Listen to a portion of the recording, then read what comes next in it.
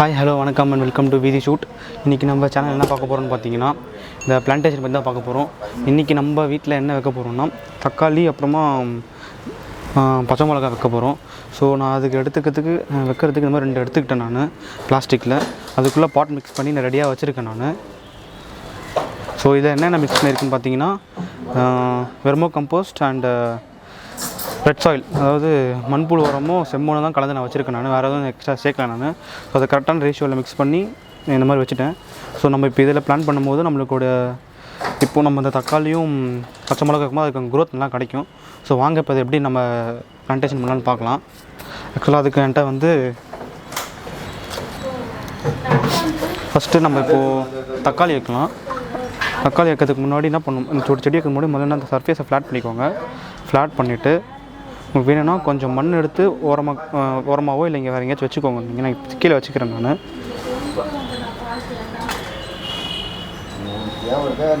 இவ்வளோ போதும். ஸோ இப்போது இந்த மாதிரி வச்சுட்டு கொஞ்சம் இதை அப்படியே ஃப்ளாட் பண்ணி வச்சுக்கோங்க. ஃப்ளாட் பண்ணிவிட்டு சீட்ஸை அப்படியே மேலே அப்படியே தூவி விடுங்க. எல்லா பக்கமும் வர மாதிரி ஒரே இடத்துல போடாதீங்க. அப்படியே சீட்ஸ் நல்லா ஸ்ப்ரெட் பண்ணி விடுங்க. சீட்ஸை இப்போ நீங்கள் சீட்ஸ் ஸ்ப்ரெட் பண்ணி விட்டாங்கன்னா உங்களுக்கு அதுக்கு ஏற்ற மாதிரி உங்களுக்கு க்ரோத் கிடைக்கும். நீங்கள் ஒரே இடத்துல போட்டிங்கன்னா அந்த ஒரே இடத்துல தான் வரும். ப்ளஸ் அது மாதிரி பிளான்ட் ஒழுங்காக வராது.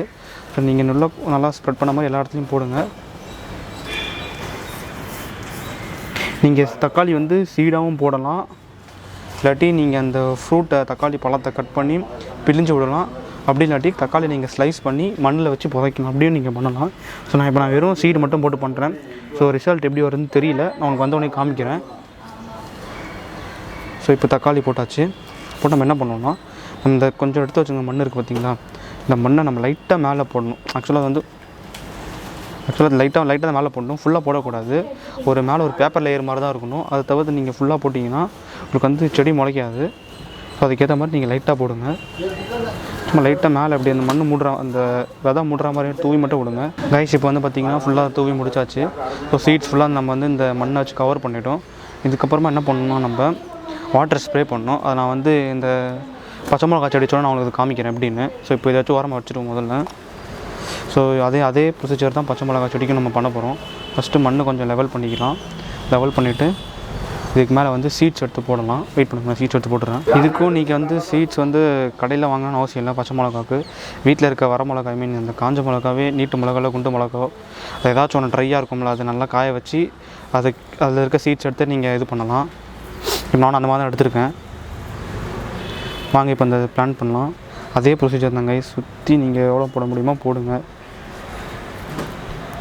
நம்ம இதில் எவ்வளோ விதை போட்டாலும் எந்த செடி நல்லா வருதோ அந்த செடி மட்டும் தான் எடுத்து வைப்போம். நம்ம எல்லா செடியுமே எடுத்து வைக்க மாட்டோம். ஸோ அதனால் நீங்கள் விதை நிறையா போடலாம், பிரச்சனை இல்லை. ஸோ உங்களுக்கு எது நல்லா க்ரோத் இருக்கோ அதை நீங்கள் நோட்டீஸ் பண்ணிகிட்டே இருங்க. உங்களுக்கு கடைசி லாஸ்ட் ஃபைன் உங்களுக்கு தோணும் இந்த செடி நல்லா இருக்குதுன்னு சொல்லிட்டு. ஸோ அந்த செடி நம்ம கடைசியாக பிளான் பண்ணால் போதும். நம்ம வச்சாச்சு. அதே மாதிரி தான் லைட்டாக மண் எடுத்து மேலே அப்படி தூவி விடுவோம். பார்த்திங்கன்னா நம்ம ஃபுல்லாக மண் போட்டு மூடிட்டோம். இப்போ இந்த மாதிரி நீங்கள் முடிச்சப்பறமா தண்ணி மேலே ஸ்ப்ரே பண்ணணும். ஸ்ப்ரே பண்ணுறதுக்கு நீங்கள் இந்த மாதிரி ஒரு ஸ்ப்ரேயர் வாங்கி வச்சுக்கோங்க. ஏன் சொல்கிறேன்னா, இப்போ டேரெக்டாக நீங்கள் தண்ணி ஊற்றுனீங்க அதனால் ஆகுனா இப்போ ஊற்றுற ஃபோர்ஸில் சீட்ஸ்லாம் வெளியே வந்துடும். ஸோ அந்த மாதிரி இல்லாமல் நீங்கள் டேரெக்டாக ஊற்றாமல் இந்த மாதிரி ஒரு ஸ்ப்ரேயர் வாங்கிக்கோங்க. அப்படி உங்கள் வீட்டில் இருக்க பக்கத்தில் ஸ்ப்ரே எங்கேயும் கிடைக்கலன்னா வாட்டர் பாட்டில் எடுத்துக்கோங்க. வாட்டர் பாட்டில் கேப்பில் குட்டி குட்டியாக ஹோல்ஸ் போட்டுக்கோங்க. ஹோல்ஸ் போட்டு நீங்கள் பண்ணலாம். ஸோ என் கிடையாது, வீட்டில் இருந்ததுனால நான் யூஸ் பண்ணிக்கிறேன் நான். ஸோ நம்ம தண்ணி லைட்டாக ஸ்ப்ரே பண்ணோம் சீட்ஸில். கைஸ் ஸோ இந்த மாதிரி நீங்கள் ஸ்ப்ரே பண்ணுங்கள். ஸ்ப்ரே பண்ணி எப்போவுமே இதை ஒரு மாய்ஸ்சராக ஈரப்பதமாக வச்சுக்கோங்க. நீங்கள் அப்போ தான் உங்களுக்கு க்ரோத் நல்லா கிடைக்கும். உங்களுக்கு எப்பவுமே இது ஈரப்பதம் இருக்கிற மாதிரி வச்சுக்கோங்க. காலையில், மதியானம், நைட், ஈவினிங் நீங்கள் 3 வேளை தண்ணி இந்த மாதிரி ஸ்ப்ரே பண்ணால் ரொம்ப நல்லது. முடியாதவங்க காலையில், ஈவினிங் மஸ்ட்டு கம்பல்சரி ஸ்ப்ரே பண்ணி ஆகணும்.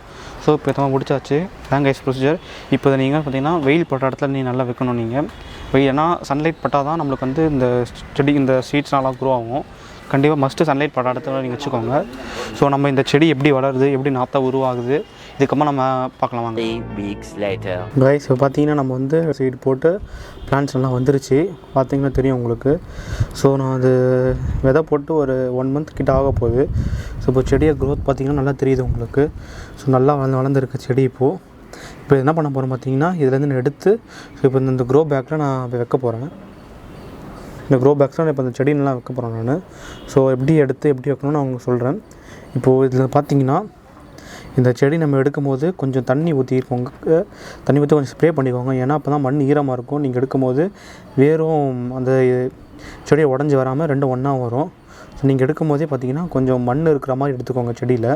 அப்போ தான் உங்களுக்கு வந்து ஈஸியாக இருக்கும். உங்களுக்கு எடுத்து அப்படியே உள்ள நான் இதுங்க பிளான் மறுபடியும் அந்த க்ரோ பேக்கில் பிளான் பண்ணுறதுக்கு. ஸோ வாங்க நான் எடுத்துகிட்டு எப்படி பிளான் பண்ணுறேன்னு பார்க்கலாம்.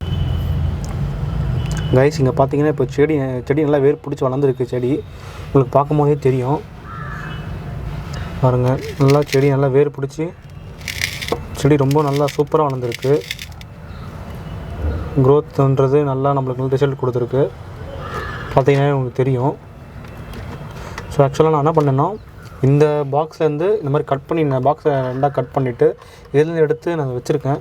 ஏன்னு கேட்டிங்கன்னா, இப்போது இந்த பாக்ஸில் நிறைய செடியை நான் ப்ளக் பண்ண முடியல. ஸோ நான் ப்ளக் பண்ணும்போது பார்த்திங்கன்னா செடி ரூட் தனியாக ஸ்டெம் தனியாக உடஞ்சிருச்சுன்னா ஸோ நம்ம இவ்வளோ நாள் கஷ்டப்பட்டு வேஸ்ட்டாக போய்டும், வைக்க முடியாது. ஸோ அதுக்காக தான் இந்த மாதிரி கட் பண்ணி எடுத்து இந்த மாதிரி மண்ணோடு வச்சுட்டேன் நான். ஸோ இப்போ இதுலேருந்து நான் வந்து பார்த்திங்கன்னா எனக்கு எந்த செடி நல்லா இருக்கோ தோணுதோ அதை நான் சூஸ் பண்ணி நான் பிளான்டேஷன் பண்ண போகிறேன் நான். இப்போ மொத்தம் 3 க்ரோ பேக்கில் நான் வைக்கலான்னு இருக்கேன். ஸோ ஒரு க்ரோ பேக்லேயும் பார்த்திங்கன்னா 2 செடி, ஸோ 6 செடி இல்லைனா நான் சூஸ் பண்ண போகிறேன். சூஸ் பண்ணிவிட்டு நான் வைக்க போகிறேன். பாருங்கள் நல்லா வளர்ந்துருக்கு.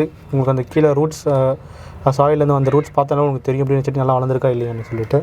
ஸோ வாங்க நான் அதை பிளான் பண்ணிவிட்டு எப்படி இருக்குன்னு நான் காமிக்கிறேன் உங்களுக்கு.